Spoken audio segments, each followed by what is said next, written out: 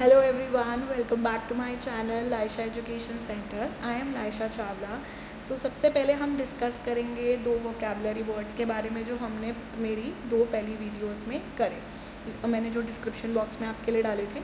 सबसे पहले मैं आपको एक चीज़ बताना चाहती हूँ कि मैं दोनों चीज़ें डालूँगी एज इन एक जो वर्ड जो मैं आपको बताना चाहती हूँ कि उसका मीनिंग क्या है, प्लस मैं उसका हिंदी वर्ड इसलिए उसका हिंदी मीनिंग इसलिए डालना चाहती हूँ सो दैट जो हिंदी मीडियम स्टूडेंट्स हैं, जो हिंदी मीडियम से बिलोंग करते हैं, उनको हेल्प मिले. मोर ओवर जो बच्चे इंग्लिश मीडियम के हैं but they also want me to bring new words for them, तो मैं उनके लिए कुछ ईजी वाला वर्ड इंग्लिश का डालूंगी सो दैट उनको भी उनके लेवल पे हेल्प मिलती रहे और आपको इंग्लिश मीडियम वालों को और हिंदी मीडियम वालों को अपने लेवल पे दोनों चीज़ों की हेल्प मिलती रहे. सबसे पहले मेरा जो फर्स्ट वर्ड था वो था अम्यूज़. अम्यूज़ का मतलब होता है मन बहलाना. अगर आप हिंदी के हिसाब से चलोगे तो मन बहलाने को आप ये कहोगे जो चीज़ें आपके मन को अट्रैक्ट करती है, जो आपको इंटरेस्टिंग लगती है, जो आपको एंटरटेनिंग लगती है, जो आपको चीज़ करनी अच्छी लगती है, ऑफकोर्स उसी से तो आपका मन बहलेगा ना. जो आपको डाइवर्ट करती है कि अगर फॉर एग्जांपल किसी का मन ख़राब है, उसके साथ कुछ मिस हैपनिंग हुई है, तो हम उसके फ्रेंड को कहते हैं ना प्लीज़ इसको कहीं बाहर ले जाओ, इसका मन बहल जाएगा. इट्स लाइक कोई चीज़ आप जिसके टूवर्ड्स जा रहे हो और वो आपको अम्यूज़ करे, अपनी तरफ खींचे, आपको डाइवर्ट करे आपकी प्रेजेंट सिचुएशन से, तो that is called amuse. Then second word was ambitious. Ambitious means जो इंसान बहुत गोल ओरिएंटेड होता है. फॉर एग्ज़ाम्पल मैंने सोचा कि मुझे लॉ करना है या मुझे जज बनना है, तो मैंने एक अपने लिए क्राइटेरिया सेट कर लिया कि I have to score in 10th इतना percentage, then I will be scoring in 12th इतना percentage, then I will be taking admission in a law school types things, and then उसके करने के बाद में वाकई में आपको एक जज बन कर के भी दिखा रही हूँ. तो दैट इज़ कॉल्ड एम्बिशियस. जो मतलब अपने दिमाग में गोल्स लेकर के चलते हैं कि हाँ मुझे एक टाइम पर इतने 5 साल की ड्यूरेशन में, 6 साल की ड्यूरेशन में मुझे एक अच्छे लेवल पे पहुँचना है, तो वो एम्बिशियस लोग होते हैं. So next comes our today's topic. So we'll be discussing on the topic is am are. So basically this will be helping you in making the sentences in your grammar. As I told you कि जो grammar होती है वो एक framework है जो आपको आपके रीडिंग स्किल्स, आपके राइटिंग स्किल्स, आपके स्पीकिंग स्किल्स में तीनों स्किल्स के एक बंडल के ऊपर, मतलब बेसिकली एक बेस लाइन है जो आपकी इन तीनों चीज़ों को डेवलप करता है, मोर ओवर इम्प्रूव करता है. ये टॉपिक जो है आपके किड्स के लिए भी बहुत अच्छा टॉपिक है. उनको सेंटेंस फॉर्मेशन यहाँ से आएगा. And for the people who wanted to learn English, spoken English, or communication skills. So let's get started with today's topic. So let's get started with the topic. आज का हमारा topic है use of is am are. आपको मैं इसमें बताऊंगी आप किसके साथ में इज लगाओगे, किन के साथ में एम लगता है, किन के साथ में आर यूज होता है. तो पहले मैंने आपके लिए इसके लिए प्रिपेयर करा है, तो let's do it first. Is हम यूज करते हैं सिंगुलर सब्जेक्ट्स के साथ में. अब आप मुझसे पूछोगे सब्जेक्ट क्या होता है, जिनके बारे में हम बात करते हैं. सब्जेक्ट इज नाउन और प्रोनाउन. आप सब्जेक्ट को कुछ भी मान सकते हो, कुछ भी इन द सेंस सब्जेक्ट क्या होता है, नाउन और प्रोनाउन. नाउन और प्रोनाउन आपको पता होगा. नाउन इज संज्ञा, प्रोनाउन इज सर्वनाम. नाउन वो होते हैं name of a person, place, animal और thing are nouns. And pronouns he, she, it, you, we, they, are, these are known as pronouns. ठीक है, हिंदी में आप सर्वनाम बोलते हो, ये है, वह है, वो, हम, ये सब सर्वनाम में आता है. और आप संज्ञा में डालते हो मतलब वस्तुओं के नाम या मतलब जो भी इंसानों के नाम, जगहों के नाम आपके नाउन्स में आते हैं, संज्ञा में आते हैं.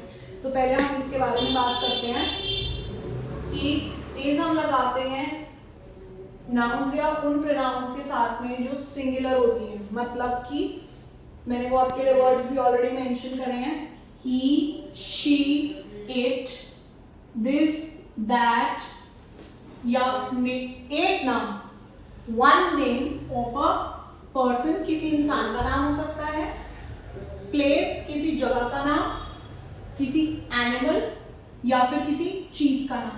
ठीक है, आप उसके साथ में इज लगाओगे। शर्त ये है कि वो सिंगुलर होना चाहिए, एक वचन होना चाहिए।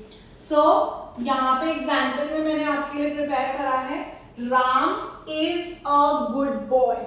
तो इसे पहले स्टार्ट करने से पहले, मैं आपको एग्जाम्पल एक्सप्लेन करने से पहले फिर दोबारा आपको अपनी फर्स्ट वीडियो में लेकर के जा रही हूँ, जो मेरा जहाँ पे मेरा टॉपिक था ए और एंड। ठीक है, तो पहला ए और एंड में हम क्यों, मैंने यहाँ पे अ क्यों लगाया, इसका रीजन ये था कि मैं सिर्फ एक अच्छे बच्चे की बात कर रही थी। ठीक है, तो मैंने अ लगाया, फर्स्ट चीज। सेकंड चीज ये, मैंने यहाँ पे एंड इसलिए नहीं लगाया क्योंकि ये वॉवल से स्टार्ट नहीं हो रहा। मोरोवर यहाँ पे सिंगुलर की ही बात थी, तभी यहाँ पे अ आया, और अ से पहले क्या आया, इज आया। क्यों? क्योंकि हम इसकी बात कर रहे हैं। और इसकी बात क्यों कर रहे हैं, यहाँ पे इज इसलिए लगा है क्योंकि यहाँ पे जो सब्जेक्ट है मेरा, जो मेरा नाउन है वो सिंगुलर है, एक है। राम सिर्फ एक का नाम है। ठीक है, मतलब एक का नाम इन द सेंस कि पूरी दुनिया में एक का नाम नहीं, आई मीन टू से राम, मैं इस सेंटेंस में वो बात कर रही हूँ, Ram is a good boy, Ram एक अच्छा बच्चा है, ऐसे करके मैं बात कर रही हूँ। राम जो है, जो मेरा सब्जेक्ट है, वो एक वचन है, एक बंदे के बारे में बात हो रही है, एक नाम के बारे में बात हो रही है, एक इंसान के बारे में बात हो रही है, तभी मैंने उसके साथ में लगाया is. Ram is a good boy, Ram एक अच्छा बच्चा है। नेक्स्ट मेरा एग्जाम्पल है इंडिया। जैसे मैंने यहाँ पे आपके लिए सिर्फ वो वाले एग्जाम्पल्स लिए हैं जो जिसमें आप कंफ्यूज हो सकते हो कहीं से सुन करके, तभी मैंने सिर्फ उनको इंक्लूड करा। जो नॉर्मल वाले होंगे वो आपको मैं ऐसे एग्जाम्पल दे दूंगी। India, India is a very beautiful country. Am I clear? India is a very beautiful country. India एक कंट्री का नाम है, मैंने सिर्फ एक कंट्री को इंक्लूड किया है, तो सिर्फ एक को मैंने उसके साथ में मैं इज लगाऊंगी। India is a very beautiful country.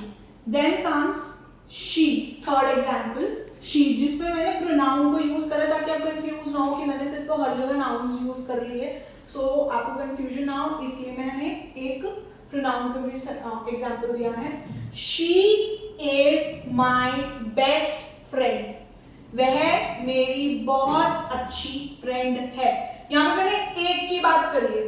मैंने आपको फिर से रिपीट करती हूँ कि प्लीज इंग्लिश की ट्रांसलेशन अच्छे से, इंग्लिश स्पोकन अच्छी करने के लिए उससे पहले आपको अपनी कहीं ना कहीं हिंदी पे भी वर्कआउट करना पड़ेगा, हिंदी पे भी मेहनत करनी पड़ेगी, क्योंकि at the end of the day वो हमारी मातृभाषा है, तो वो भी हमें अच्छे से आनी चाहिए। अगर वो भी हमें अच्छे से आती है तो आप समझ लीजिए जो आपका 100% इंग्लिश पे काम जो करना है आपको, वो पूरा 100% नहीं करना पड़ेगा, आपको 80% करना पड़ेगा। 20% अगर आपकी इंग्लिश, आपकी हिंदी अच्छी हो जाती है तो 20%, जो 100 में से 20% आपका इंग्लिश सीखने का स्ट्रेस है या जो प्रेशर है वो 20% रिमूव हो जाएगा। मैं आपको प्रॉमिस करती हूँ ये चीज़। सो एक बार मैं आपको रिव्यू करा रही हूँ। इज हमेशा सिंगुलर के साथ लगता है, सिंगुलर नाउन या सिंगुलर प्रोनाउन, यानी कि सेंटेंस के अंदर हम जिसके बारे में बात कर रहे हैं वो हमारा सब्जेक्ट होता है, या तो वो नाउन होगा या इधर वो प्रोनाउन होगा। सो सिंगुलर के साथ आएगा, एक वचन के साथ आएगा, इसके साथ में अ आएगा, और अगर आपका जो नेक्स्ट वर्ड है, इसके बाद वाला जो वर्ड है आपका, वो अगर मान लो वॉवल से स्टार्ट हो रहा है तो एन आ जाएगा, अदरवाइज अ ही आएगा। ओके, या दी भी आ सकते हैं, जैसे मैंने आपको उस दिन अपनी पिछली वीडियोस में एग्जांपल दिया कि अगर मैं एक पर्टिकुलर कैट की बारे में बात कर रही हूँ, 4 चीजों में से एक बच्चे को मैं बता रही हूँ कि ये ही कैट होती है, तो I will say this is the cat. और अगर मैं जनरली बच्चे को पर्टिकुलरली एक चीज दिखा करके बोल रही हूँ तो मैं उसको दिखा करके बोलूंगी this is a marker, this is a white board marker, तो ये व्हाइट बोर्ड मार्कर होता है। तो ये मैंने आपको इज अ वाला भी एग्जांपल दे करके वापस से रिपीट कर दिया है, और मैंने आपको उसका एग्जांपल भी दे दिया है इज द भी। ठीक है, सो अभी हमने इज अपना कंप्लीट कर लिया। अब मैं आपके साथ में स्टार्ट करूंगी एंड। सो फोकस करते हैं and start. So let's get started with M.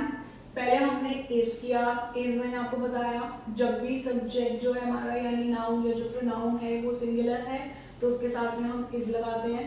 जैसे this is a black marker, this is a green marker. Am I clear? उसके अब मैंने जो दिस यूज करा था आपको पता लग गया होगा। दिस पास की चीजों के लिए एक चीज के लिए लगता है, सिंगुलर के लिए लगता है। तो this is a marker, this is a green marker, this is a black marker. But when it comes to am, ये बहुत सिंपल है, इसमें कोई टेंशन लेने की जरूरत नहीं है, इतने लॉजिक्स नहीं है इसमें सिर्फ एक ही बात है कि जो am है it always comes with I। ये हमेशा it comes with only I, ये हमेशा I के साथ हम अप्लाई करते हैं और किसी के साथ हमें अप्लाई करने की जरूरत नहीं है, ना लगता है ये। मैंने कुछ एग्जाम्पल्स प्रिपेयर करे आपके लिए। आई एम अ गर्ल, मैं एक लड़की हूँ। आई एम अ टीचर, मैं एक टीचर हूँ। I am a very helping person, मैं बहुत हेल्पिंग पर्सन हूँ। समझ में आया आपको? और so this is it. Am is very easy. Then we will be starting with R। अब हम R के साथ में स्टार्ट करते हैं कि R किसके साथ में है। So let's get started with the use of R। R हमेशा प्लूरल्स के साथ में आता है, जो सब्जेक्ट प्लूरल में हो। सब्जेक्ट मैंने अभी आपको पहले भी बताया था, मैं रिपीट करती हूँ। सब्जेक्ट होते हैं नाउन्स या फिर प्रोनाउंस। हिंदी में बोले तो संज्ञा या फिर सर्वनाम। तो अब यहाँ पे हम बात करेंगे, अगर मैं आपसे बात करूँ हिंदी वाले सर्वनाम की तो मैं ये बोलूँगी जो सर्वनाम होते हैं कौन से वाले, हम, वे, ये, तो ये प्लूरल साउंड करते हैं, ये बहुवचन साउंड कर रहे हैं, तो इनके साथ में ये हमारे हिंदी वर्जन हो गया। अब अगर मैं इंग्लिश वर्जन बात करूँ तो मैं बात करूँगी you, we, they, these, those, या फिर वो नाउन्स या दो या दो से ज्यादा जो noun names of a person हो, name of person, place, animal और थिंग के बारे में बात करें। मैं फिर दोबारा से रिपीट करती हूँ, आर हम यूज करते हैं जो चीजें बहुवचन में होती है यानी कि प्लूरल में होती हैं उनके साथ में हम आर लगाते हैं। दो नाम हो किसी का भी, पर्सन, प्लेस, एनिमल, थिंग, कुछ भी हो, दो से ज्यादा हो तो वो प्लूरल में कंसिडर होता है और उसके साथ हम आर लगाते हैं। दो या दो से ज्यादा हो तो उसके साथ आर लगता है। मैं फिर दोबारा रिपीट कर रही हूँ, प्लीज कंफ्यूज नहीं होइएगा। सो यहाँ पे हम बात करते हैं कि it is use with plural subject, और सब्जेक्ट मैंने आपको बताया सब्जेक्ट हमारे होते हैं ईदर नाउन जिसको हम संज्ञा कहते हैं, और प्रोनाउन जिसको हम सर्वनाम कहते हैं, और जो हम वर्ड्स यूज करते हैं बेसिक वो है you, we, they, these, those और टू नेम्स और मोर देन टू नेम्स। किनके names? Name of person, place किसी जगह का नाम, एनिमल और थिंग।